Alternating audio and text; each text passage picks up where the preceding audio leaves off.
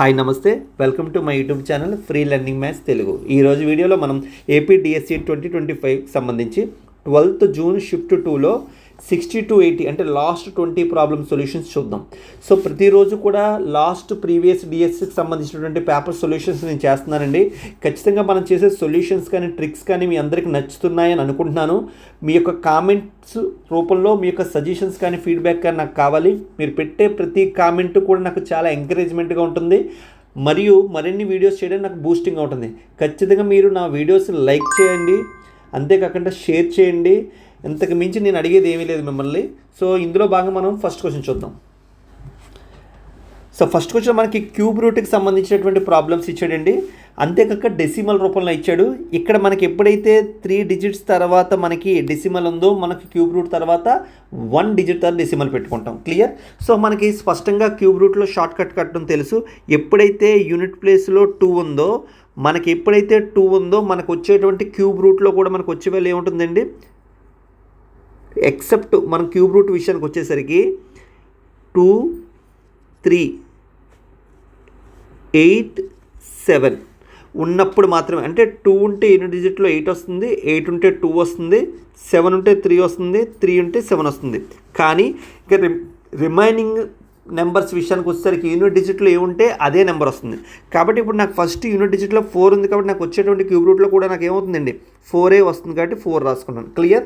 So next మనం ఏం చేయాలండి, ఎప్పుడు కూడా కుడివైపు నుంచి 3 digit తర్వాత మనం సపరేట్ చేసుకోవాలి కాబట్టి 3 digit తర్వాత ఇక్కడ సపరేట్ చేశాను, ఇక్కడ కూడా 3 digit సపరేట్ చేసాను, ఇక్కడ కూడా 3 digit తర్వాత సపరేట్ చేశాను.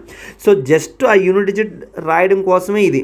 తర్వాత మన దృష్టి అంతా కూడా ఈ రిమైనింగ్ పార్ట్ మీద పెట్టాలి. ఈ రిమైనింగ్ పార్ట్లో మనకి ఏముందండి 13 ఉంది. ఈ 13 అనేది ఏ పర్ఫెక్ట్ స్క్వేర్కి దగ్గరగా ఉంది అని చూస్తే మనకి పర్ఫెక్ట్ క్యూబ్ విషయానికి వచ్చేసరికి 1 cube 1, 2 cube 8, 3 cube 27. అంటే మనకేంటి దీనికన్నా తక్కువగా ఉన్న క్యూబ్ను మాత్రమే తీసుకోవాలి. కాబట్టి 2 cube ఎంతండి 8 కాబట్టి 13 కన్నా తక్కువ. సో నెక్స్ట్ మనం చేయాల్సింది ఏమీ లేదు. సో ఇక్కడ మనం 2 రాస్తే సరిపోతుంది.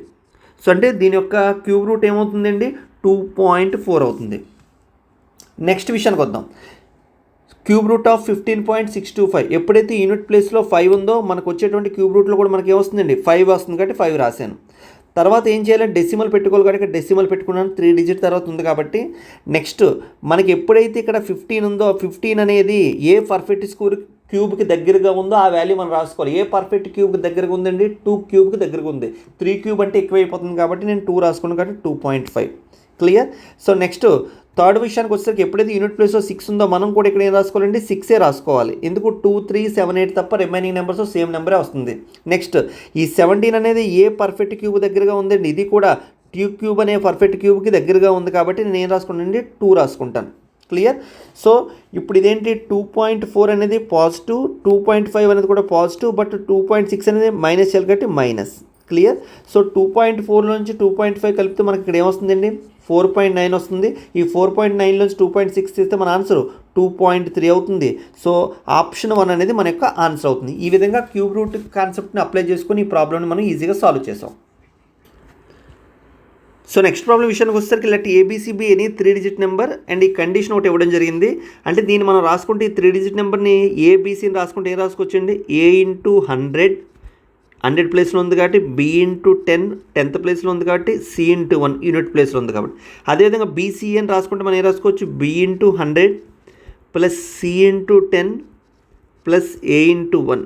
అదేవిధంగా CABని రాసుకుంటే C into 100 plus A into 10 plus B into 1. Clear? ఎన్నిటిని మనం యాడ్ చేయాలి కాబట్టి నేను యాడ్ చేస్తున్నాను. ఓవరాల్గా ఎన్నిటిలోంచి 100 కామన్ తీసి నాకు ఏమవుతుందండి A plus B plus C into 100. అదే ఇక్కడ 10 కామన్ తీస్తే A plus B plus C into 10. అదేవిధంగా 1 కామన్ తీస్తే A plus B plus C into 1. Clear? ఇప్పుడు ఇంట్లో నుంచి నేను A plus B plus C common తీస్తే so A plus B plus C common తీస్తే నాకు 100 ప్లస్ 10 ప్లస్ 1 ఈ వాల్యూ కోసం నాకు ఏమొస్తుందండి 111 వస్తుంది. అంటే ఈ వాల్యూ ఏమవుతుందండి A plus B plus C into 111 అవుతుంది. క్లియర్? ఇప్పుడు మనం గమనిస్తే ఇలా వచ్చిన సంఖ్య ఎల్లప్పుడూ క్రింది వాటిలో దేనితో భాగించబడదు అని అడుగుతున్నాడు. స్పష్టంగా మనం ఫస్ట్ ఆప్షన్ చూస్తే a + b + c అనేది ఏం చేస్తుంది, దీన్ని భాగిస్తుంది. అదేవిధంగా 111 నేను రాసుకుంటే ఏం రాయొచ్చు, 3 × 37గా రాయొచ్చు. సో దీన్ని 3 కూడా భాగిస్తుంది, 37 కూడా భాగిస్తుంది. ఇంకా భాగించలేనిది అంటే డివిజిబుల్ చేయలేనిది ఏంటండి, 17 మాత్రమే డివిజిబుల్ చేయదు. కాబట్టి నా యొక్క ఆప్షన్ ఏంటండి, 4th ఆప్షన్ మన యొక్క ఆన్సర్ అవుతుంది. ఇదే క్వశ్చన్ మనం మరో విధంగా సాల్వ్ చేసుకుంటే సింపుల్గా మనం ఏబిసి బదులు 1 1 1 1 1 1 1 1 1 తీసుకోండి. సో 111 ప్లస్ వాల్యూ మనకి ఏమవుతుందండి, 3 3 3 3 అవుతుంది, అంటే 333 అవుతుంది. అంటే ఇప్పుడు 333ని a + b + c అంటే ఏమవుతుందండి, 3 కదా, 3 భాగిస్తుంది, 3 భాగిస్తుంది, 37 భాగిస్తుంది, కాబట్టి 17 భాగించదు. సో ఈ విధంగా కూడా మనం ఏదైనా ఒక నెంబర్ని ఎజ్యూమ్ చేసుకుని కూడా ఈ ప్రాబ్లం సాల్వ్ చేయొచ్చు. సో నెక్స్ట్ ప్రాబ్లం విషయానికి వచ్చేసరికి a = ఒక set ఇచ్చండి, x such that x = n² + 1 n belongs to n, n <= 4 అన్నాడు. అంటే n = మనం ఏ వాల్యూ తీసుకొచ్చండి, న్యాచురల్ నెంబరే తీసుకోవాలి ఇక్కడ n అన్నాడు కాబట్టి. సో న్యాచురల్ నెంబర్ అంటే మనకి ఎక్కడి నుంచి స్టార్ట్ అవుతుంది, 1 2 3 అప్ టు 4 వరకే తీసుకోవాలి. ఇప్పుడు నాకు x వాల్యూ ఏమని చెప్పాడండి, x = n² + 1 అన్నాడు. అంటే n = 1 వేసాను అనుకోండి, నాకు a యొక్క సబ్సెట్లో ఏ వాల్యూ వస్తుంది, 1² + 1 అంటే 2, అలాగే 2² + 1 అంటే 5, అదేవిధంగా 3 వేసాను అనుకోండి, 3² అంటే 9 + 1 10, 4 వేస్తే 16 + 1 17. అంటే నాకు ఈ విధంగా ఏమొస్తుందండి, n = 1 2 3 4 తీసుకున్నప్పుడు నాకు వచ్చేటటువంటి ఆన్సర్స్ ఏమవుతుందండి, 2 5 10 17 అవుతుంది సెట్ ఏ కింద. అదేవిధంగా నేను సెట్ బి విషయానికి వచ్చేసరికి ఏమన్నాడండి, x such that x ఒక పూర్ణ సంఖ్య మరియు x² - 9 = 0 అన్నాడు. ఎప్పుడైతే x² - 9 = 0 అన్నాడో, సో x = మనకి ఏమవుతుందండి, +or-3 అవుతుంది. అంటే ఒక వాల్యూ -3 అవుతుంది, మరొక వాల్యూ +3 అవుతుంది. ఇప్పుడు మనకి సెట్ ఏ తెలిసింది, సెట్ బి తెలిసింది. ఇప్పుడు మన క్వశ్చన్ ఏమంటే n(a - b) = n, అలాగా కొన్ని వాల్యూస్లో ఏది అనేది ట్రూ అవుతుందని అడుగుతున్నాడు. ఇక్కడ ఒక విషయం గుర్తుపెట్టు, n అంటే ఏంటండి, కార్డినల్ నెంబర్, అంటే వచ్చినటువంటి రిజల్టెంట్ సెట్లో ఎన్ని మూలకాలు ఉన్నాయో మనల్ని అడుగుతున్నాడు. ఫస్ట్ వన్ a - b అన్నాడు. ఎప్పుడైతే a - b అంటే అర్థం ఏంటి, ఏలో మూలకాలు ఉండి బిలో ఉండకూడదు, అంటే ఏలో ఉన్న మూలకాలే మనం తీసుకోవాలి. ఇక్కడ 2 5 10 17లో చూస్తే ఏ మూలకం కూడా బిలో లేదు కాబట్టి n(a - b) అవుతుందండి, ఏ అవుతుంది. అంటే అప్పుడు అంటే ఏలో ఎన్ని మూలకాలు ఉన్నాయో అన్ని మూలకాలు కూడా a - bలో ఉంటాయి. ఎందుకంటే ఏ ఇంటర్సెక్షన్ బి అనేది మనకి ఏమవుతుంది, పై అవుతుంది. అంటే రెండు కూడా వియుక్త సమతులు, డిస్జాయింట్ సెట్స్ అవుతున్నాయి. సో ఇప్పుడు నాకు cardinal number of a - b = నాకు ఏమవుతుందండి, 4 అవుతుంది. కానీ ఇక్కడ ఏమి ఇచ్చాడు, 5 అని ఇచ్చాడు, కాబట్టి ఇది ఆప్షన్ కాదు. నెక్స్ట్ n(a)(b) = 1 అన్నాడు. మనకి స్పష్టంగా తెలుసు a(b) ఆల్రెడీ పై అని చెప్పుకున్నాం కాబట్టి అందులో ఎటువంటి మూలకాలు ఉండవు, కాబట్టి కార్డినల్ నెంబర్ ఆఫ్ a(b) అంటే ఏమవుతుందండి, 0 అవుతుంది. కానీ ఇక్కడ 1 ఇచ్చాడు కాబట్టి ఇది కూడా మనకు ఆన్సర్ కాదు. నెక్స్ట్ థర్డ్ ఆప్షన్ విషయానికి వచ్చేసరికి n(a)(b) = అన్నాడు. సో a,bలు రెండు వియుక్త సమతులు కాబట్టి a(b) గురించి మనం మాట్లాడితే ఇందులో ఉన్న మూలకాలు ఇందులో ఉన్న మూలకాలు రెండు కలిపి రాయాలి. అంటే అప్పుడు నాకు ఇవన్నీ అవుతుందండి, మూలకాల సంఖ్య 4, ఇవన్నీ అవుతున్నాయి 2. అప్పుడు n(a)(b) = ఎంత అవుతుందండి, మనకి 6 అవుతుంది. కానీ ఇక్కడ ఎంత ఇచ్చాడు, 5, కాబట్టి ఇది కూడా మన ఆన్సర్ కాదు. ఇంకా మనకి ఫైనల్గా ఏముందండి, n(b - a) = 2 అన్నాడు. ఎప్పుడైతే n(b - a) = 2 అన్నాడో, అంటే బిలోని ఏలోని ఏ మూలకాలు కామన్గా లేవు కాబట్టి బిలో ఉన్న మూలకాలే b - a అవుతుంది. కాబట్టి so cardinal number of b - a ఎంత అవుతుందండి, 2 అవుతుంది. కాబట్టి ఆప్షన్ 4 అనేది మన యొక్క ఆన్సర్ అవుతుంది. నెక్స్ట్ క్వశ్చన్ కోడ్లేటర్స్ సంబంధించి ఒక క్వశ్చన్ ఇవ్వడం జరిగిందండి. ఈ పక్కన ఒక డయాగ్రామ్ నేను డ్రా చేశాను, దీన్ని బట్టి మీకు స్పష్టంగా అర్థం చేసుకుంటారు. ఎప్పుడైనా సరే కింద నుంచి పైకి వెళ్ళేటప్పుడు అది ప్రతి ప్రాపర్టీని ఫాలో అవుతుంది, పైనుంచి కిందకు వచ్చినప్పుడు ఏ ప్రాపర్టీ ఫాలో అవుతుంది. అంటే స్క్వేర్ రెక్టాంగిల్ అవుతుంది, రాంబస్ అవుతుంది, పారలగ్రామ్ అవుతుంది, ట్రెపీజ్ అవుతుంది. బట్ ట్రెపీజియం అనేది పారలగ్రామ్ అవ్వదు, రాంబస్ అవ్వదు, స్క్వేర్ అవ్వదు, రెక్టాంగిల్ అవ్వదు. క్లియర్? ఇప్పుడు ఫస్ట్ ఆప్షన్కి వెళ్ళిపోదాం. అన్ని సమాంతర చతుర్భుజాలు అన్ని సమచతుర్భుజాలు సమాంతర చతుర్భుజాలు అవుతాయి. All rhombus are parallelogram. So కింద నుంచి పైకి వెళ్తున్నాడు కాబట్టి ట్రూ అవుతుంది. నెక్స్ట్ అన్ని చతురస్రాలు సమచతుర్భుజాలు మరియు దీర్ఘచతురస్రాలు అవుతాయా? ఎస్, కింద నుంచి పైకి వెళ్తుంది. స్క్వేర్లు అన్నీ కూడా రాంబస్లో అవుతాయి, రెక్టాంగిల్ అవుతుంది, కాబట్టి ఇది కూడా ట్రూ. నెక్స్ట్ అన్ని చతురస్రాలు అవుతాయా? పైనుంచి కిందకు వస్తున్నాడు కాబట్టి ఇది కాదు, ఫాల్స్. కాబట్టి మన ఆన్సర్ ఏంటండి, థర్డ్ వన్, ఏ స్టేట్మెంట్ రాంగ్ అని అడుగుతున్నాడు. నెక్స్ట్ అన్ని సమాంతర చతుర్భుజాలు సమలంబ చతుర్భుజాలు అవుతాయా? ఎస్, అన్ని పారలగ్రామ్స్ ట్రెపీజియమ్స్ అవుతాయి, కింద నుంచి పైకి వెళ్తుంది కాబట్టి. సో ఈ విధంగా మనం ఈ డయాగ్రామ్ని మైండ్లో పెట్టుకుంటే ఈ కండిషన్స్ బట్టి ఈజీగా మనం సాల్వ్ చేసుకోవచ్చు. సో ఇలాంటి క్వశ్చన్ గతంలో టెట్లో కూడా మనకి రీసెంట్ టెట్లో కూడా ఇవ్వడం జరిగిందండి. నెక్స్ట్ ఖచ్చితంగా మధ్యలో మీరు ఈ సొల్యూషన్ చూసే ముందు క్వశ్చన్ పాజ్లో పెట్టి మీరు ఫస్ట్ ట్రై చేయండి, తర్వాత మీరు ట్రై చేసిన తర్వాత నా యొక్క సొల్యూషన్ చూడండి, మొత్తం ఎన్ని క్వశ్చన్స్ మీరు సాల్వ్ చేయగలిగారని లాస్ట్ని అనలైజ్ చేసుకోగలరు. సో నెక్స్ట్ క్వశ్చన్ విషయానికి వచ్చేసరికి నీ ట్రయాంగిల్ ఏబీసీ అన్నాడు. సో ఏబీసీ అనేది ఒక ట్రయాంగిల్ అని ఇవ్వడం జరిగింది. సో ఇచ్చిన ట్రయాంగిల్లో ఇది ఏ, ఇది బి, ఇది C. Next DE is parallel to BC, అంటే బీసీకి ప్యారలల్గా ఒక ర్యాక్ గీసాడు, అది డిఈ అన్నాడు. ఈ విధంగా ఒక ర్యాక్ గీసాను, ఇవి రెండు కూడా ప్యారలల్ లైన్స్ అన్నాడు, డిఈ. క్లియర్. నెక్స్ట్ విషయానికి వచ్చేసరికి ఏమన్నాడండి, ఏడీ వాల్యూ ఎంత అన్నాడండి 2.3 అన్నాడు.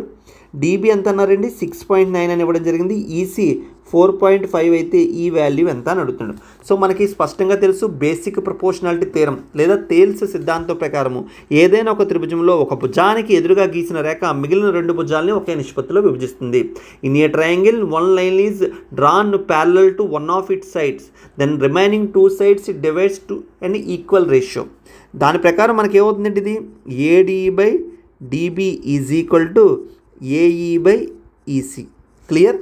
లేదా ఇంకా ఇక్కడే డైరెక్ట్ చేసేస్తున్నాను. ఇక్కడ 2.3ని ఎంత బట్టి మల్టిపుల్ చేస్తే నాకు 6.9 అవుతుందండి, 3 బట్టి మల్టిపుల్ చేస్తుంది.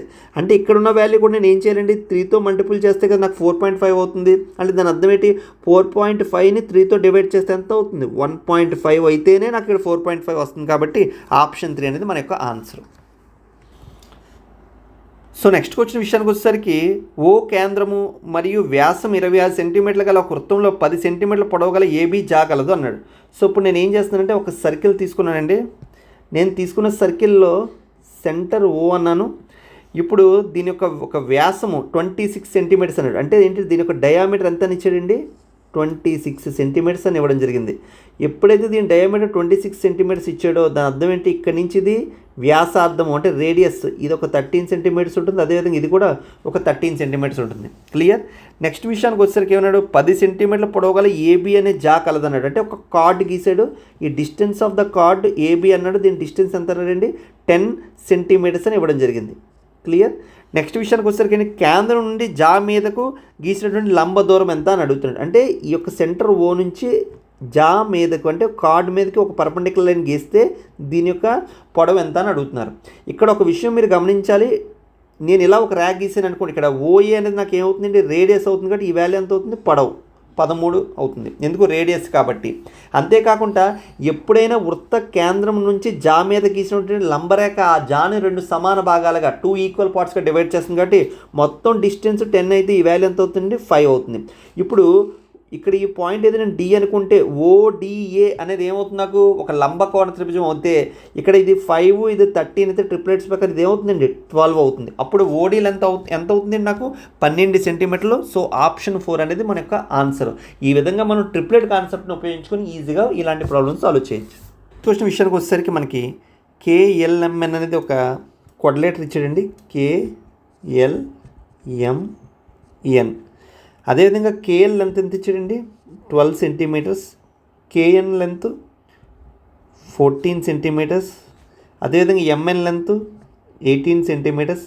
అయితే ఎల్ఎం పొడవు ఎంత అని అడుగుతున్నాడు. ఎప్పుడైనా సరే మనకి ఈ విధంగా ఇస్తే దీనికి సింపుల్ కండిషన్ అండి. ఆ కండిషన్ ఎక్కడి నుంచి వచ్చిందంటే, ఏదైనా ఒక వృత్తంలో బాహ్య బిందువు నుంచి గీసినటువంటి స్పర్శరేఖల యొక్క పొడవులు సమానంగా ఉంటాయి. So the distance drawn from external point to it's tangent line is always equal. కాబట్టి ఆ కండిషన్ బేస్ చేసుకొని మనం రాసుకుంటే ఇది సింపుల్గా ఏం లేదు, ఈ ఆపోజిట్ సైడ్స్ సమ్ ఎప్పుడు ఈక్వల్గా ఉంటాయి. అంటే దాని అర్థం ఏంటంటే ఇక్కడ కేఎల్ దానికి ఆపోజిట్గా ఏముందండి, MN. KL plus MN is equal to KN plus LM. Clear. ఇప్పుడు దాని ప్రకారం చూస్తే ఈ రెండు ఆపోజిట్ లైన్స్ మనకి ఎంత అవుతుంది, 12 plus 18 is equal to 14 plus how much. So ఈ వాల్యూ మనకి 30 minus 14 is equal to how much. So LM is equal to మనకి ఎంత అవుతుందండి, 16 సెంటీమీటర్స్ అవుతుంది. సో ఆప్షన్ 3 అనేది మన యొక్క ఆన్సర్. సో నెక్స్ట్ క్వశ్చన్ విషయానికి వచ్చేసరికి ఏమన్నారండి, the supplementary angle of a angle A is 3 times to angle A అన్నాడు. అంటే సపోజ్ నేను థీటా అనే యాంగిల్ తీసుకుంటే దీని యొక్క సప్లిమెంటరీ యాంగిల్ ఎంత అవుతుందండి, 180 మైనస్ థీటా అవుతుంది. క్లియర్. సో క్వశ్చన్లో మనకి ఏమన్నాడు, ఒక కోణం ఈ యాంగిల్ ఏ యొక్క సంపూరక కోణము, ఆ కోణం ఈ యాంగిల్ ఏకి 3 రెట్లు అన్నాడు. అంటే దాని అర్థం ఏంటండి, ఇక్కడ 180 minus A is equal to 3 times of A. Clear? ఇప్పుడు నాకు ఏ వాల్యూ ఫైండ్ చేయాలంటే ఏ నెట్పక్క తీసుకెళ్తే ఏమవుతుందండి 4a = 180 అవుతుంది. దాన్ని బట్టి నాకు ఏ = 45 degrees అవుతుంది. ఎప్పుడైతే నాకు ఏ = 45 degrees అయిందో మన క్వశ్చన్లో ఏమన్నాడు, ఏ యొక్క పూరక మరియు సంపూరక కోణాల మొత్తం ఎంత అని అడుగుతున్నాడు. ఇప్పుడు మనం టేటా తీసుకుంటే టేటా యొక్క సప్లిమెంటరీ యాంగిల్ ఎంత అని చెప్పుకున్నాం, మనం 180 అని చెప్పుకున్నాం. కాంప్లిమెంటరీ యాంగిల్ ఏమవుతుందండి 90 - టేటా అవుతుంది. ఇప్పుడు ఈ రెండు కోణాల మొత్తం మనకి ఎంత అవుతుంది 270 - 2 టేటా. ఆల్రెడీ మనకి టేటా వాల్యూ ఎంత అని తెలిసింది 45 degrees తెలిసింది కాబట్టి 270 - 245 అంటే 90, అంటే మనకి ఎంత అవుతుందండి 180 degrees అవుతుంది. సో ఆప్షన్ 2 అనేది మన యొక్క ఆన్సర్ అవుతుంది. సో నెక్స్ట్ క్వశ్చన్ విషయానికి వచ్చేసరికి ఒక ఈక్యులేటెడ్ ట్రయాంగిల్ గురించి చెప్తున్నాడు. సపోజ్ నేను ఏబిసి అనేది ఒక ఈక్యులేటెడ్ ట్రయాంగిల్గా తీసుకున్నాను. సో ఇది ఏ, ఇది బిసి అంటే ఏంటండి 3 కోణాలు సమానంగా ఉంటే 3 భుజాలు సమానంగా ఉంటే ప్రతి కోణం మనకి ఎంత అవుతుందండి 60 degrees అవుతుంది. క్లియర్? ఒక సమబాహు త్రిభుజం యొక్క బాహ్య కోణం అన్నాడు. ఇది కదా బాహ్య కోణం. దీన్ని ఎక్స్టెన్షన్ చేసుకుంటే ఎప్పుడు దాని యొక్క బాహ్య కోణం మనకి ఎంత అవుతుందండి. సో ఎప్పుడు కూడా ఇంటీరియర్ యాంగిల్ ఎక్స్టీరియర్ యాంగిల్ ఎప్పుడు 180 అవుతుంది కాబట్టి ఇక్కడ నాకు ఎక్స్టీరియర్ యాంగిల్ ఎంత అవుతుందండి, ఇది 120 degrees అవుతుంది. మరియు ఏదైనా ఒక అంతరాభిముఖ కోణమునకు నిష్పత్తి అని అడుగుతున్నాడు. సో మనకి స్పష్టంగా ఏమన్నాడండి, బాహ్య కోణానికి అంటే బాహ్య కోణం ఎంతండి 120 degreesకి, అదేవిధంగా ఏదైనా ఒక అంతరాభిముఖ కోణం యొక్క నిష్పత్తి అన్నాడు. అంటే ఈ అంతరాభిముఖ కోణంలో ఏదో ఒకటి తీసుకున్నా పర్వాలేదు కాబట్టి నేను 60 degrees తీసుకుంటున్నాను. దీని యొక్క నిష్పత్తి ఎంత అండి 2:1 అంటే ఆప్షన్ 2 అనేది మన యొక్క ఆన్సర్ అవుతుంది. సో నెక్స్ట్ క్వశ్చన్ విషయానికి వచ్చేసరికి perimeter of the triangle 12 centimeters ఇచ్చిండ్రా. ఒక త్రిభుజం యొక్క చుట్టుకొలత ఇచ్చి అన్ని త్రిభుజ భుజాలు పొడవులు పూర్ణ సంఖ్యలు అయితే ఎన్ని రకాలుగా వేరువేరు త్రిభుజాలు సాధ్యమవుతాయి అని అడుగుతున్నాడు. అంటే మనకి సైడ్స్ ఆఫ్ ఏ ట్రయాంగిల్ ఏమన్నాడండి ఇంటీజర్స్ అన్నాడు. అయితే how many triangles are possible అన్నాడు. దీనికోసం మీరు జనరల్గా మనం పెర్మిటేషన్ కాంబినేషను కాన్సెప్ట్ని బేస్ చేసుకొని చేస్తాము. బట్ నేను ఇక్కడ ఒక డైరెక్ట్ ఫార్ములా ఇస్తున్నాను డైరెక్ట్గా. ఎప్పుడైనా సరే మీకు పెరిమీటర్ ఇచ్చినప్పుడు ఈ పెరిమీటర్ అనేది 2 రకాలుగా ఉంటుంది. అంటే 1 ఈవెన్ అవుతుంది, 2 ఆడ్ అవుతుంది. క్లియర్? ఎప్పుడైతే ఈవెన్ నెంబర్ అయిందో మీకు నెంబర్ ఆఫ్ ఇంటీజర్స్ ట్రయాంగిల్స్ కావాలి అంటే మీరు ఏమీ లేదు p²/48 వాల్యూ ఫైండ్ చేయడమే. క్లియర్?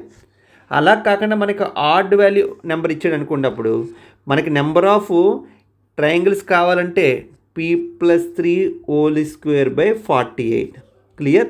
సో ఈ విధంగా మీరు ఫైండ్ చేసినప్పుడు గుర్తుపెట్టుకోండి, ఎప్పుడూ కూడా నియరెస్ట్ ఇంటీజర్ వేయాలి. అందుకే ఈ యాంగిల్ ఈ సింబల్ వేసాను. అంటే దగ్గరగా ఉండేటువంటి పూర్ణ సంఖ్యనే మనం తీసుకోవాలి. ఇప్పుడు ఈ క్వశ్చన్లో చూద్దాం. మనకి ఈ క్వశ్చన్లో ఏమనండి పెరిమీటర్ 12 అన్నాడు. అంటే ఈవెన్ ఆడా? ఈవెన్.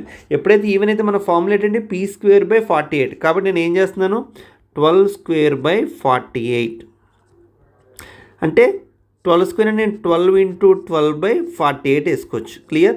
12 ఒకట్లు 12 4 4 ఒకట్లు 4 3 అంటే మనకి ఎన్ని రకాల త్రిభుజాలు ఏర్పడతాయండి 3 రకాల త్రిభుజాలు ఏర్పడతాయి. కాబట్టి ఆప్షన్ 3 అనేది మనకు ఆన్సర్ అవుతుంది.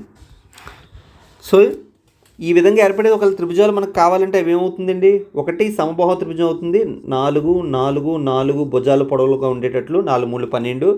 రెండవది ఐసోసెలస్ ట్రయాంగిల్ అంటే సమద్విబాహు త్రిభుజం అవుతుంది 2 5 5 5 అనేది. అదేవిధంగా మూడోది 3 4 5 అనేది స్కాలెన్ ట్రయాంగిల్, దాంతోపాటు లంబకోణ త్రిభుజం కూడా అవుతుంది. సో నెక్స్ట్ ప్రాబ్లం విషయానికి వస్తే CART అనేది ఒక దీర్ఘచతురస్రం అని చెప్పడం జరిగింది. సో నేను ఈ విధంగా ఒక రెక్టాంగిల్ తీసుకున్నానండి. సో ఈ రెక్టాంగిల్లో CART అని చెప్పడం జరిగింది. కర్ణాలు CR మరియు ATలు ఖండన బిందువు O అన్నాడు. సో CRకి ఒక కర్ణం, సో ATకి కూడా ఒక కర్ణం గీసాను. ఈ 2 ఖండల బిందువు ఎంత అన్నాడండి O అన్నాడు. ఇప్పుడు CO మనకి ఎంత ఇచ్చాడండి x² + 3x + 7 ఇచ్చాడు. అదేవిధంగా OR ఎంత ఇచ్చాడండి x² + 4x + 5 ఇచ్చాడు. అయితే x విలువ ఏదైనా కర్ణం యొక్క పొడవు అని అడుగుతున్నాడు. ఒక్క విషయం మీరు స్పష్టంగా గమనించాలి, ఎప్పుడైనా సరే ఒక దీర్ఘచతురస్రంలో కర్ణాల యొక్క ఖండన బిందువ ఆ ఖండాన్ని 2 సమాన భాగాలుగా విభజిస్తుంది. అంటే diagonals are bisect each other at intersecting point. కాబట్టి ఇక్కడ నాకు ఏమవుతుంది CO = OR అవుతుంది. సో దాని ప్రకారం ఇక్కడ మనకి CO ఎంత ఇచ్చాడండి, x² + 3x + 7 = x² + 4x + 5. So x² cancel అయిపోతుంది. x అని ఒక పక్క, కాన్స్టెంట్లను ఒక పక్క తీసుకొస్తే x ఎంత అవుతుందండి 2. సో x 2 ఉన్న ఆప్షన్ ఒకటే ఉంది కాబట్టి ఆప్షన్ 3 మన యొక్క ఆన్సర్. దాంతోపాటు ఇంకా మనం ఫైండ్ చేయాలనుకుంటే కర్ణం యొక్క పొడవు కావాలంటే రెండింటిలో యొక్క పొడవే కదా. సో ఏదో ఒక లెంత్ కట్టుకుంటే సరిపోతుంది. నేను CO కట్టాను అనుకోండి, CO మనకి ఏమన్నాడు x² + 3x + 7 అన్నాడు కాబట్టి 2² అంటే 4 + 6 + 7 అంటే నాకు 17 అవుతుంది. ఎప్పుడైతే CO 17 అయిందో OR కూడా 17, మొత్తం 34 అవుతుంది. సో ఆప్షన్ 3 అనేది మనకు ఆన్సర్ అవుతుంది. సో ఒక శంకు యొక్క ఏటవాలు ఎత్తు మరియు ఎత్తుల యొక్క నిష్పత్తి ఇవ్వడం జరిగిందండి. సో నేను విధంగా ఒక కోన్ తీసుకున్నాను. సో దీని యొక్క రేడియస్ r అనుకున్నాను. సో అదేవిధంగా హైట్, ఇది హైట్ అవుతుంది, ఇది ఏటవాల ఎత్తు అవుతుంది. సో క్వశ్చన్లో మనకి ఏమన్నాడు, శంకు యొక్క ఏటవాల ఎత్తు అన్నాడు. ఏటవాల ఎత్తు ఎంతండి 2. అదేవిధంగా ఎత్తుల నిష్పత్తి హైట్ ఎంత అన్నాడు, √3 అన్నాడు. అయితే వ్యాసార్థం మరియు ఏటవాల ఎత్తుల మధ్య కోణం ఎంత అంటే మనకి ఏమడుగుతున్నాడు, ఈ యాంగిల్ ఎంత అని అడుగుతున్నాడు. అంటే ఈ θ వాల్యూ మనకు కావాలి.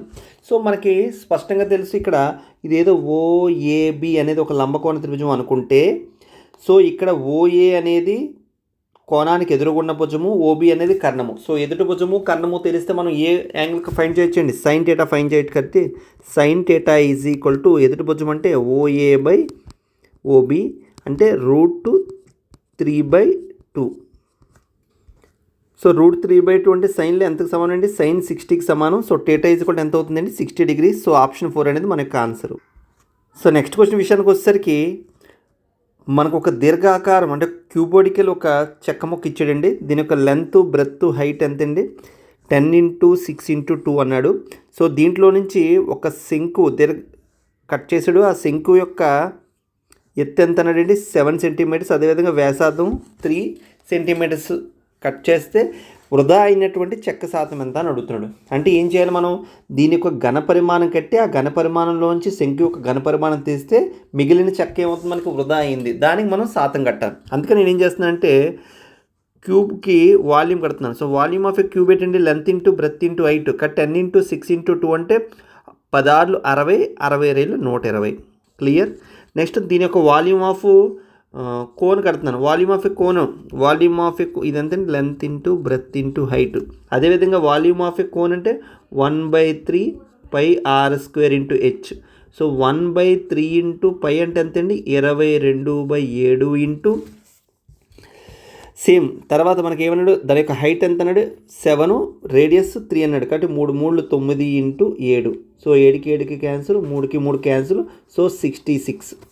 సో మొత్తం చెక్క ముక్క యొక్క ఘనపరిమాణం 120, అందులోని శంకు యొక్క ఘనపరిమాణం 66. సో 120లో నుంచి 66 తీస్తే మనకు వచ్చేది ఎంతండి, so 54 cubic centimeters. Clear. So ఎప్పుడైతే 54 cubic centimeters అనేది ఏమైంది, మనకి వృధా అయింది. దీని యొక్క శాతం కావాలంటున్నాడు. కాబట్టి వృధా అయిన శాతం కావాలి కాబట్టి సో ఎంత వృధా అయింది, 54 ఎంత నుంచి 120 నుంచి ఇంటూ 100. సో 0కి 0కి క్యాన్సిల్. ఇంకా మనకి క్యాన్సిల్ చేసుకుంటే ఇక్కడ ఏమవుతుందండి, 6 × 12, 6 × 9 54. సో మనకి ఫైనల్గా ఇది 4.5 వస్తుందంటే ఇంటూ 10 అంటే 45% అవుతుంది.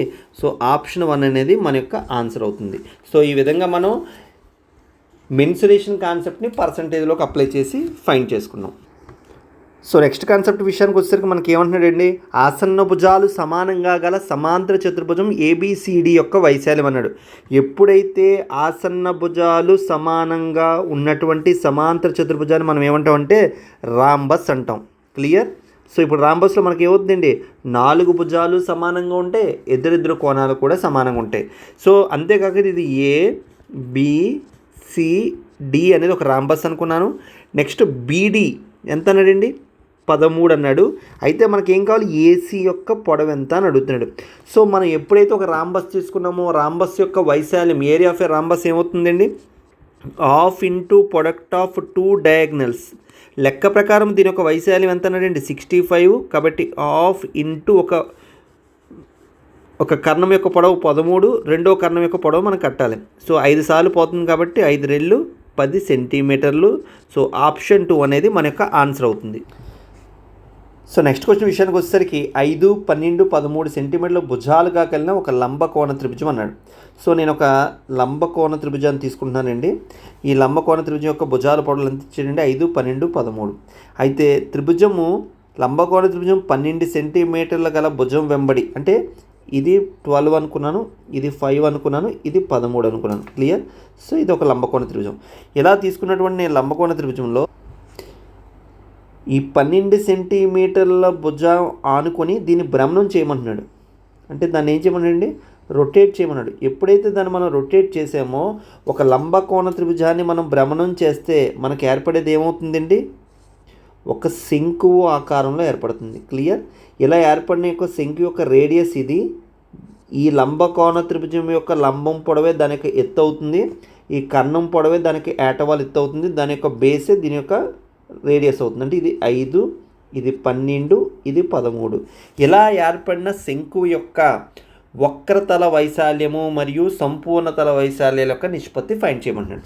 సో శంకువు యొక్క వక్రతల వైశాల్యం మనకి ఏమవుతుందండి? Pi into RS. ఇక్కడ ఆర్ అంటే రేడియస్, ఎస్ అంటే స్లాంట్ హైట్. అదేవిధంగా మనం సంపూర్ణతల వైశాల్యం ఏమవుతుందండి? Pi into R into S plus R. Clear? ఇక్కడ మనకి పైకి క్యాన్సర్, ఆర్కి క్యాన్సర్. ఇంకా మనకి ఫైనల్గా ఏం మిగులుతుందండి? S:S ప్లస్ ఆర్ మిగులుతుంది. సో మనకి స్పష్టంగా ఎస్ అంటే స్లాంట్ హైట్ ఎంత అవుతుందండి? 13:S ప్లస్ ఆర్ అంటే 13 + 5 18. కాబట్టి మన యొక్క ఆన్సర్ ఆప్షన్ 3 అనేది మన యొక్క ఆన్సర్ అవుతుంది. సో నెక్స్ట్ క్వశ్చన్ విషయానికి వచ్చేసరికి ఏమన్నాడండి? క్రింది ఇచ్చిన ఆంగ్ల అక్షరాల సముదాయంలో సమాంతర మరియు లంబ సౌష్ఠవ రేఖలు కలిగిన సముదాయం ఏంటి? అంటే both horizontal and vertical line of symmetry. Horizontal అంటే ఏంటి? మనం తీసుకున్నటువంటి అక్షరాన్ని ఈ విధంగా హారిజాంటల్ లైన్ గీసినప్పుడు 2 సమాన భాగాలుగా విభజించాలి. సపోజ్ ఎగ్జాంపుల్ మనం హెచ్ తీసుకున్నాం అనుకోండి. ఇక్కడ హెచ్ అనే లెటర్ని ఏం చేస్తుంది? ఇది హారిజాంటల్ లైన్ 2 సమాన భాగాలుగా విభజిస్తుంది. క్లియర్? సేమ్ అదేవిధంగా వెర్టికల్ లైన్ అంటే చూడండి, ఇప్పుడు నేను ఒక రేఖ గీస్తే ఈ విధంగా గీసిన రేఖ హెచ్ అనే అక్షరాన్ని ఏం చేస్తుంది? ఇలా నేను గీసినటువంటి వెర్టికల్ లైన్ కూడా 2 సమాన భాగాలుగా విభజిస్తుంది. ఇలా ఇచ్చినటువంటి సముదాయం ఏంటి అని అడుగుతాడు కింద ఇచ్చిన ఆప్షన్లో. ఇప్పుడు ఫస్ట్ వన్ మనం సి చూస్తే సి అనేది మనకి ఏమవుతుందండి? హారిజాంటల్ అవుతుంది కానీ వెర్టికల్ అయితే అవ్వదు. కాబట్టి ఆప్షన్ 1 కాదు. ఆప్షన్ 2 విషయానికి వచ్చేసరికి ఎక్స్ ఈ విధంగా హారిజాంటల్గా డివైడ్ చేస్తుంది, అదేవిధంగా వెర్టికల్గా కూడా సమాన భాగాలుగా విభజిస్తుంది. కాబట్టి ఇది సిమెట్రీని ఫాలో అవుతుంది. హెచ్ ఆల్రెడీ ఫాలో అవుతుంది, మనం చేస్తున్నాం. అదేవిధంగా ఓ కూడా మనకి ఏమవుతుంది? ఫాలో అవుతుంది. కాబట్టి మన యొక్క ఆన్సర్ ఏమవుతుందండి? XHO ఉన్న సముదాయం. కాబట్టి ఆప్షన్ 2 అనేది మన యొక్క ఆన్సర్ అవుతుంది. సో నెక్స్ట్ క్వశ్చన్ ఏంటంటే volume of a cube is 216 centimetres cube అయితే దాన్ని find the its diagonal in centimetres అన్నాడు. ఎప్పుడైతే ఒక క్యూబ్ గురించి మనం మాట్లాడుతున్నామో సో క్యూబ్ అనేది మనకి ఏమవుతుందండి? అన్ని ఎడ్జెస్ ఈక్వల్గా ఉండేదని మనం క్యూబ్ అంటాం. దీని యొక్క ఎడ్జ్ ఏ అయితే వాల్యూమ్ మనకి ఏమవుతుందండి? A³. అదేవిధంగా దాని యొక్క డయాగ్నల్ మనకి ఏమవుతుందండి? √3 × A. సో లెక్క ప్రకారం ఇక్కడ A³ కూడా నాకు ఎంత ఇచ్చాడు? 216 ఇచ్చాడు. కాబట్టి A ఎంత అవుతుందండి? 6. ఎప్పుడైతే A 6 అయిందో D నాకు ఏమవుతుందండి? 6 × √3. సో ఆప్షన్ 3 అనేది మన యొక్క ఆన్సర్ అవుతుంది. సో నెక్స్ట్ క్వశ్చన్ విషయానికి వచ్చేసరికి diagonals of a rhombus 7 and 3 centimetres అనేదండి. నేను ఒక రాంబస్ తీసుకుంటున్నాను ఈ విధంగా. దీని యొక్క డయాగ్నల్స్ మనకి ఎంత ఇచ్చాడండి? 7 సెంటీమీటర్స్, అదేవిధంగా 3 సెంటీమీటర్స్ అని ఇవ్వడం జరిగింది. సో నెక్స్ట్ దాని యొక్క మిడ్ పాయింట్స్ గురించి చెప్పాడు. అయినా రాంబస్ యొక్క భుజాల మధ్య బిందువులతో ఏర్పడే చతుర్భుజం యొక్క చుట్టుకొలత ఎంత అని అడుగుతుంది. ఇది ఒక మధ్య బిందువు, ఇది ఒక మిడ్ పాయింట్, ఇది ఒక మిడ్ పాయింట్, ఇది ఒక మిడ్ పాయింట్. సో ఈ మిడ్ పాయింట్లతోటి ఫామ్ అయినటువంటి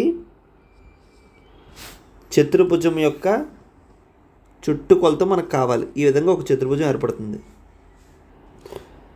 సో ఈ విధంగా ఈ రాంబస్ యొక్క కర్ణాలు మనం తీసుకుంటే ఇవి 2 కూడా ఏమవుతాయండి? రాంబస్ యొక్క కర్ణాలు అవుతాయి. సో ఇప్పుడు ఒక డయాగ్నల్ యొక్క మనకి ఎప్పుడైనా స్పష్టంగా తెలుసు ఒక రాంబస్ యొక్క పొడవు ఇక్కడ ఎంత ఇచ్చాడండి? ఏదో D1 7 అనుకున్నాను, D2 అనేది 3 సెంటీమీటర్స్ ఇచ్చాడు. ఎప్పుడైనా సరే ఒక రాంబస్లో ఉండేటువంటి ఖండన బిందువు, కర్ణాల యొక్క ఖండన బిందువు ఆ యొక్క రాంబస్ అనేటువంటి సమద్వీకరణ చేస్తాయి. క్లియర్. నెక్స్ట్ విషయానికి వచ్చేసరికి ఇక్కడ నాకు ఇదేమవుతుందండి, ఇది ఒక త్రిభుజమే కదా.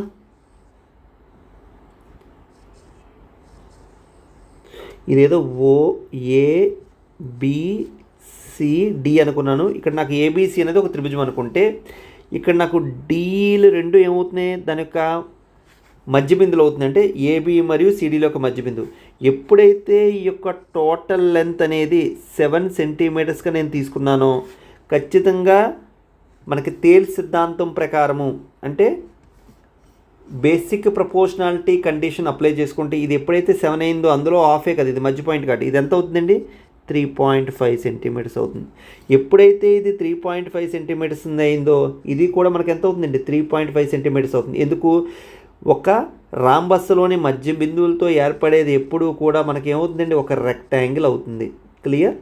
అంటే ఒక భుజం తెలిసిపోయింది. అదేవిధంగా మరొక కర్ణం యొక్క పొడవు ఎంత ఇచ్చాడండి, మనకి 3 ఇచ్చాడు. ఎప్పుడైతే ఈ టోటల్ లెంత్ 3 సెంటీమీటర్స్ అన్నాడో అందులో సగమే కదా, ఇది ఎంత అవుతుంది, 1.5. ఎప్పుడైతే ఇది 1.5 అయిందో ఇది కూడా ఏమవుతుందండి, 1.5. అంటే మనకి ఏర్పడినటువంటి దీర్ఘ చతురస్రం యొక్క పొడవు వెడల్పులు మనకు తెలిసాయి.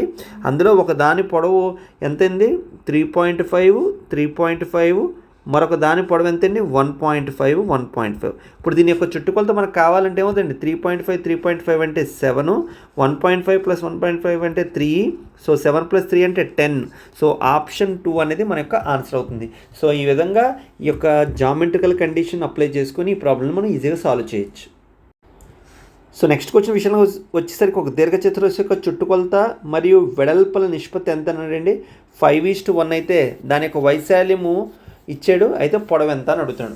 సో మనకి చుట్టుకొలత అంటే ఏంటంటే 2 × L + B. అదేవిధంగా నేను వెడల్పు ఏమనుకున్నానంటే B అనుకున్నాను. దీని యొక్క నిష్పత్తి ఎంత ఇచ్చాడండి, మనకి 5:1 అన్నాడు. అంటే దాని అర్థం ఏంటి, B వాల్యూ ఎంతండి, 1 పార్ట్ అని. ఎప్పుడైతే B వాల్యూ 1 పార్ట్ నేను ఇక్కడ సబ్స్టిట్యూట్ చేశానో సో నాకు L వాల్యూ వస్తుంది. సో L వాల్యూ కోసం నేను ఏం చేస్తున్నానంటే డెసిమల్లో రాకుండా ఉండడం కోసమని నేను దీన్ని ఏదైనా ఒక నిష్పత్తిని ఒకే సంఖ్యతో గుణించినా భాగించిన దాని నిష్పత్తి మారదు కాబట్టి దీన్ని ఇంటూ 2తో మల్టిపుల్ చేస్తున్నాను. అప్పుడు దీని వాల్యూ నాకు ఏమవుతుందండి, 10:2 అవుతుంది. క్లియర్. ఇప్పుడు నేను B వాల్యూని 2గా తీసుకున్నాను. ఎప్పుడైతే B వాల్యూని 2గా తీసుకున్నానో 2 × L + B వాల్యూ నాకు ఎంత అవుతుందండి, 10 అవుతుంది. అప్పుడు L + B వాల్యూ ఎంత అవుతుందండి, 5 అవుతుంది. అంటే B అనేది నాకు ఎన్ని పార్ట్స్, 2 పార్ట్స్ అయితే L అనేది నాకు ఏమవుతుంది, 3 పార్ట్స్ అవుతుంది. ఇక్కడ నాకు ఏమవుతుంది, డెసిమల్ రాకుండా ఉండడం కోసం నేను ఇలా చేశాను. సో నాకు L తెలుసు, B తెలుసు. So area of a rectangle అంటే నాకు so length into breath is equal to ఎంత ఇచ్చింది, 216. సో లెంత్ ఎంత, 3x అనుకున్నాను, బ్రెత్ ఎంత అండి, 2x అనుకున్నాను, ఈజ్ ఈక్వల్ టు 216. సో 2 × 3 = 6 అంటే 6x² ఈజ్ ఈక్వల్ టు 216 అయితే 6 36 సార్లు పోతుంది. సో x ఈజ్ ఈక్వల్ నాకు ఎంత అవుతుందండి, 6 అవుతుంది. ఎప్పుడైతే x వాల్యూ 6 అయిందో మనం స్పష్టంగా లెంత్ కట్టొచ్చు. సో లెంత్ మనకి ఎంత అండి, length is equal to 3x అంటే 3 6 లెంత్ అండి 18 సెంటీమీటర్లు. సో ఆప్షన్ 2 అనేది మన యొక్క ఆన్సర్ అవుతుంది. నెక్స్ట్ విషయానికి వచ్చేసరికి ఒక గడియారంలో నిమిషాల ముళ్ళు పొడవు 14 సెంటీమీటర్లు అయితే 10 నిమిషాల్లో ఆ ముళ్ళు ప్రయాణించే దూరం ఎంత అని అడుగుతున్నాడు. సో ఈ విధంగా ఒక గడియారం తీసుకున్నాం అనుకోండి, ఇది నిమిషాల ముళ్ళు 14 సెంటీమీటర్లు అని ఇచ్చాడు. సో 10 నిమిషాల్లో అది ప్రయాణించిన దూరం ఎంత అన్నాడు. అంటే 10 నిమిషాలు అంటే ఏంటంటే ఇప్పుడు ఉదాహరణ నేను 12 దగ్గర ఉన్న ముళ్ళు నెక్స్ట్ మనకి ఎక్కడికి రావాలి, 2 దగ్గరికి వస్తే అది నాకు ఏమవుతుంది, 10 నిమిషాల టైంని కవర్ చేసినట్టు అవుతుంది. క్లియర్. సో మనకి స్పష్టంగా ఒక విషయం తెలుసు, ఎప్పుడైనా సరే నిమిషాల ముళ్ళు ఇది మొత్తం ఒక రొటేషన్ చేయడానికి పట్టే టైం ఎంతండి, 1 గంట అంటే 60 నిమిషాలు. సో 60 నిమిషాలకి అది చేసే కోణం ఎంత, 360 డిగ్రీలు అయితే 10 నిమిషాలకి చేసే కోణం ఎంతండి, 60 డిగ్రీలు అవుతుంది. అంటే ఈ మధ్య కోణం ఎంతండి, నాకు 60 డిగ్రీస్. ఎప్పుడైతే దీన్ని నేను ఒక క్లాక్గా కాకుండా ఒక సర్కిల్గా భావించాను అనుకోండి, ఇలా నేను ఒక సర్కిల్ తీసుకున్నాను, ఈ సర్కిల్ యొక్క సెంటరు అదేవిధంగా దీని యొక్క రేడియస్ తీసుకొని ఈ మధ్య కోణం 60 డిగ్రీలు అంటే ఈ పొడవు నాకు ఏమవుతుంది, ఆ వృత్తం యొక్క చాప పొడవే కదా మనకు కావాల్సింది. సో ఈ లెంత్ ఆఫ్ ద ఆర్క్ కావాలంటే మనకి ఈ సెక్టార్ పొడవులో ఈ పొడవు కావాలంటే మనకి ఏంటంటే ఫార్ములా, సో ఆ length is equal to θ/r 360 degrees into 2πr. Clear. ఇక్కడ విషయానికి వచ్చేసరికి టీటా అంటే ఎంతండి 60 degrees by 360 degrees into 2 into పై అంటే 22/7 ఇంటూ ఆర్ వాల్యూ మనకి ఎంత ఇచ్చాడండి 14 సెంటీమీటర్లు ఇచ్చాడు. ఆ నిమిషాల ముందు పొడవుని నేను రేడియస్గా తీసుకుంటున్నాను. సో ఇక్కడ నాకు ఏమవుతుంది 6 times క్యాన్సిల్ అవుతుంది. సో 2 1 2 3 అదేవిధంగా 7 1 7 2 అంటే ఫైనల్గా నాకు ఏమవుతుందండి 44/3. 44/3ని ఒక మిక్స్డ్ ఫ్రాక్షన్గా రాస్తే ఏమవుతుంది నాకు 14/2/3 అవుతుంది. సో ఆప్షన్ 1 అనేది మన యొక్క ఆన్సర్ అవుతుంది. సో దీంతో మనకి ఎగ్జామినేషన్లో స్కూల్ అసిస్టెంట్ పేపర్లకు సంబంధించినటువంటి 2 పేపర్లు షిఫ్ట్ 1 షిఫ్ట్ 2 2 కూడా నేను కంప్లీట్ చేశానండి. సో నెక్స్ట్ నేను మరికొన్ని వీడియోస్ చేయాలంటే ఖచ్చితంగా మీ యొక్క కామెంట్స్ నాకు కావాలి, మీ యొక్క ఎంకరేజ్మెంట్ నాకు కావాలి. అంతకుమించి నేనేమి కమర్షియల్గా ఆలోచించట్లేదు ఇక్కడ. కాబట్టి మీరు చేయాల్సిన హెల్ప్ ఏమీ లేదు. మీరు ఇచ్చేటటువంటి కామెంట్స్, మీరు ఇచ్చేటువంటి లైక్ షేరే నాకు Boost and encouragement. So next నేను టీజీటీ పేపర్లు చేద్దాం అనుకుంటున్నాను. చెయ్యాలా లేదనేది మీరు కామెంట్ సెక్షన్లో చెప్తే దాన్ని బట్టి నేను రిమైనింగ్ పేపర్స్ని చేస్తాను. సో థ్యాంక్ యూ అండి. నెక్స్ట్ మరొక మాట, ఉగాది ఖచ్చితంగా జాబ్ క్యాలెండర్లో భాగంగా డిఎస్సి నోటిఫికేషన్ కూడా ఉంటుందని ఈవేళ కూడా ప్రకటించడం జరిగింది అసెంబ్లీలో. సో మన రాష్ట్ర విద్యాశాఖ మంత్రి అయినటువంటి శ్రీ నారా లోకేష్ గారు. కాబట్టి టైం అనేది కరెక్ట్గా యూటిలైజ్ చేసుకోండి. Don't waste time.